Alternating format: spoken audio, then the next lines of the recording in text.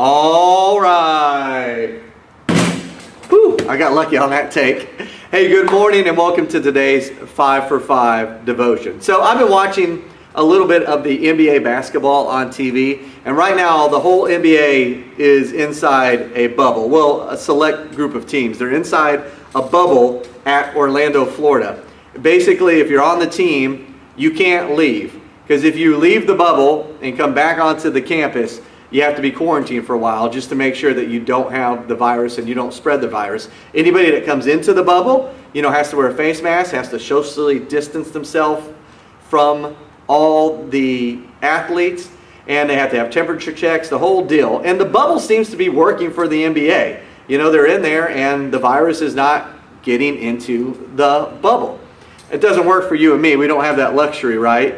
We live in the world right now that we're in, and we have to go out and get groceries, and basically we take some risk out there to go and get what we need and to come back and to bring it into our homes. Or maybe you're taking a risk now by coming to church here on campus on Sunday mornings, or sending your kids to private school this week because there's a reward involved. You're ready to take that risk.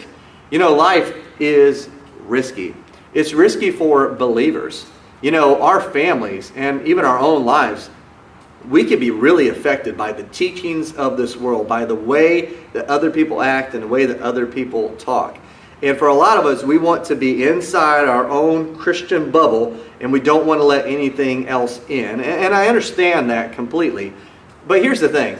If we're going to live in this world, we have to be able to minister to this world. Now, Jesus says in John 17:16 that we are not of this world. So basically, we're in the world, but we're not of the world.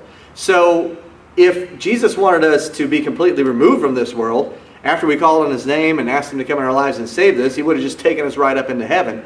But He has left us here on this earth for the purpose of bringing glory to His name by reaching other people and pointing them to Jesus. That means sometimes we have to take some risk in our lives.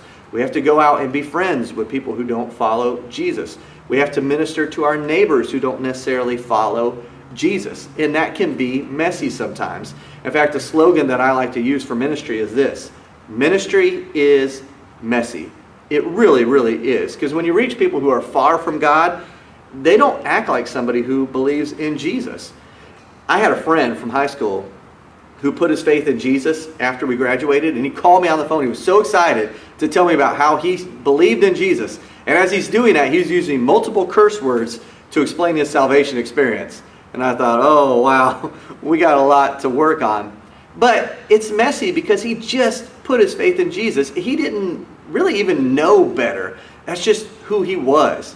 But God changes us from the inside out, which means sometimes we have to take that risk. We have to go out there and reach people where they're at and bring them to Jesus, and then watch them grow throughout their walk with Christ.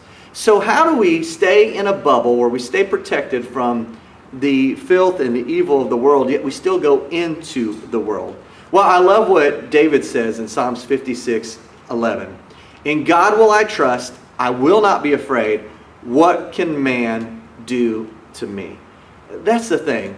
If you're walking with God and you're trusting Him, you're spending time with Him, you're surrounded by other believers, then guess what? You're already in a bubble.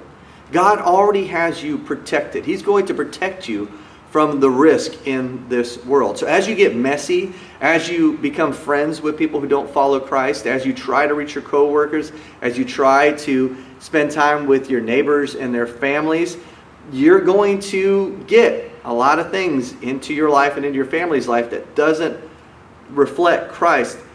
But that's the messiness of it. Your family and your own walk has to be so close with Christ that when you get around that, your kids know the difference, you know the difference, and then you can show them Christ every day.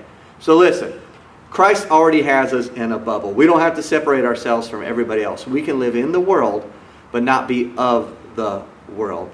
I hope today you get a chance to interact with somebody and show them the love of Jesus, because there's a lot of people right now who are far from God, and we don't need to be separated from them. We need to go to them and bring them to Jesus.